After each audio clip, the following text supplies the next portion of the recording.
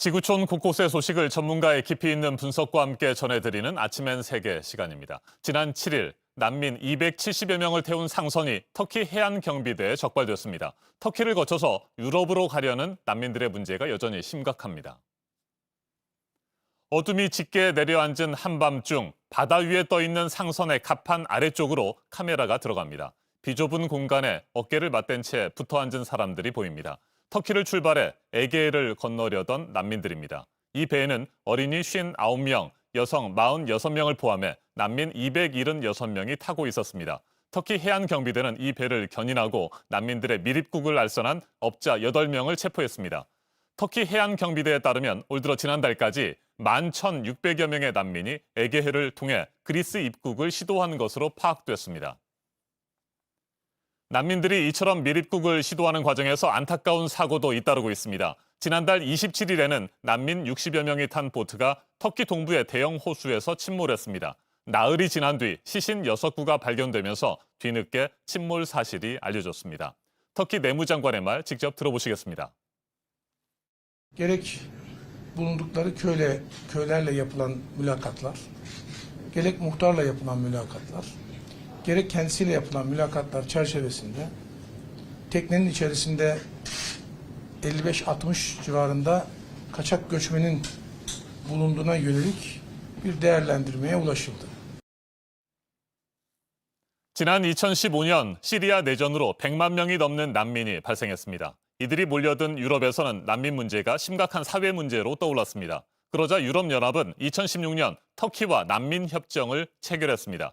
터키가 유럽으로 가는 난민들을 수용해주는 대신 우리 돈으로 약 8조 원을 지원해주고 터키의 유럽연합 가입에도 속도를 내는 조건이었습니다. 하지만 4년이 지난 지금 터키는 유럽연합이 약속을 제대로 지키지 않았다며 불만을 제기하고 있습니다. 급기야 지난 3월에는 더 이상 난민 방파제 역할을 하지 않겠다고 선언했습니다. 유럽으로 향하는 난민들도 막지 않았습니다. 상황이 이렇게 되자 터키와 국경을 접하고 있는 유럽연합 회원국인 그리스는 국경을 봉쇄했습니다. 터키와 그리스가 난민 문제를 놓고 신경전을 벌이고 있고 그 과정에서 난민들이 사망하는 사고도 빈번하게 발생하고 있습니다. 그리스 외무장관의 말 직접 들어보시죠. Always open to dialogue, but we're not prepared to discuss under duress or help legitimize Turkey's persistent violations of legality. 터키와 유럽연합 사이에서 계속되고 있는 난민 문제는 인도주의적인 측면을 넘어서 국제 지역학적 이해관계가 복잡하게 얽혀 있다는 분석도 나옵니다. 전문가와 좀 더 자세하게 짚어보겠습니다. 김철민 한국외대 EU 연구소 교수 전화로 연결됐습니다. 안녕하십니까 교수님. 네, 안녕하십니까. 네, 터키 입장에서 난민 문제가 어떤 의미를 가지고 있는지부터 살펴보죠. 터키가 사실상 난민을 볼모로 잡고 EU를 압박하고 있다. 이 같은 비판도 나오고 있지 않습니까? 네, 맞습니다. 지금 현재 터키에 약 400여 명 가까운 난민이 거주하고 있는데요. 네. 이것은 이제 시리아 사태 확대 이후에 대량 난민 발생에 대한 유럽연합의 그 난민 이주 프로그램에 따른 것입니다. 그 당시 유럽연합이 이제 터키에게 제안한 게 두 가지인데요. 우선 첫 번째는 유럽연합 가입 시에 적극적으로 고려해주겠다. 두 번째는 난민 지원금으로 보상해주겠다라는 겁니다. 터키 입장에서 봤을 때는 이 난민 문제를요, 이제 지전략적으로 활용을 하고 있는데, 우선 네. 첫 번째가 그 에르도안 독재 정권을 유지하는 데 있어서 유럽연합의 비판을 막는 역할을 하고 있고요. 두 번째는 우리 한반도와 비슷한 이제 자신의 지전략적 위치를 활용을 해서 유럽연합과 미국 그리고 러시아와 이란 그 갈등 사이에서 전략적 이득을 취하는 이제 투트랙, 즉 경진 노선 전략의 어떤 수단으로서 활용을 하고 있다라고 생각할 수가 있습니다. 네. 유럽연합 회원국들에게 난민 문제는 어떤 의미를 갖는지도 궁금해요. 왜 그렇게까지 난민 유입에 난색을 표하는 걸까요? 이제 본래 그 유럽연합 내 대량 난민은 20세기 말에 있었던 보스니아 내전, 코소보 전쟁 결과 이제 형성되게 된 건데, 이때 이제 맺어진 게 난민 임시보호 합의라는 거거든요. 하지만 이것은 이제 당시는 유럽 내 난민이고, 지금 난민들은 시리아 난민이죠. 그래서 네. 시리아 난민들의 대다수는 이슬람 난민이고, 이제 이를 둘러싸서 유럽연합의 갈등이 심화되게 되는데, 본래는 이제 더블린 조약을 통해서 난민 신청자가 처음 도착한 국가, 즉 그리스, 이탈리아 등에서 서류를 받겠다는 원칙으로 했었습니다.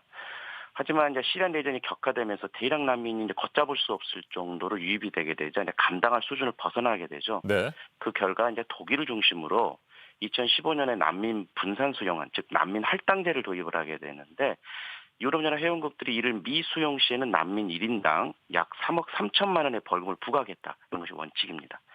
이렇게 되자 이제 난민 수용을 거부했었던 중동부 유럽 국가들이 강력하게 반발을 하게 되고 또한 이에 따른 극우 민족주의자들의 목소리가 커지게 되면서 브렉시트 등 그 유럽연합 분열을 초래하게 되는 이제 매개체가 되겠다라고 할 수가 있는 것이죠.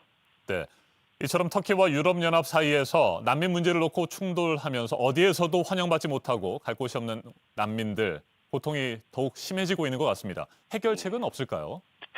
참 이게 난감한데요. 그 난민 문제 해결을 위해서는 유럽연합이 제시한 그 난민 수용안 이게 이제 한계점에 다다랐다는 비판을 받고 있는데 네. 두 가지를 짚어봐야 됩니다.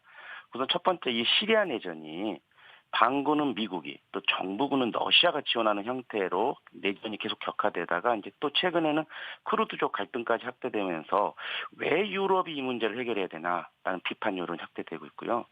두 번째 점은 그 난민의 범주에 벗어나는 즉 경제 난민 이번에도 보시게 되면 이제 불법으로 넘어오시다가 희생된 여러 난민 중에서 다수가 비시리아인 즉 경제적 문제로 온 난민들이거든요. 이것에 대한 구별 문제가 이제 중요시되게 되는데. 결과론적으로 보자면은 이제 중동 패권을 둘러싸고 이제 강대국 간 다툼에 시리아가 희생당하고 있는 양상인데 시리아 내전이 빨리 강대국 간 합의에 의해서 종결되는 것만이 이제 그 최종의 해결책이다라고 할 수가 있습니다. 네. 김철민 한국외대 교수였습니다. 2차 세계대전 당시 수많은 유럽인들이 나치의 탄압을 피해 망명의 삶을 택했습니다. 그리고 80년이 지난 지금 유럽은 반대의 입장에서 난민을 수용하는 문제로 갈등을 겪고 있습니다. 유럽인들 역시 한때는 난민이었고 누구든지 언젠가는 난민이 될 수도 있습니다. 난민 문제의 상식적이고 유일한 해답은 연대와 자비라며 너무 많은 계산을 하지 말아야 한다고 강조한 프란치스코 교황의 말을 다시 한번 생각해보게 됩니다. 지금까지 아침엔 세계였습니다.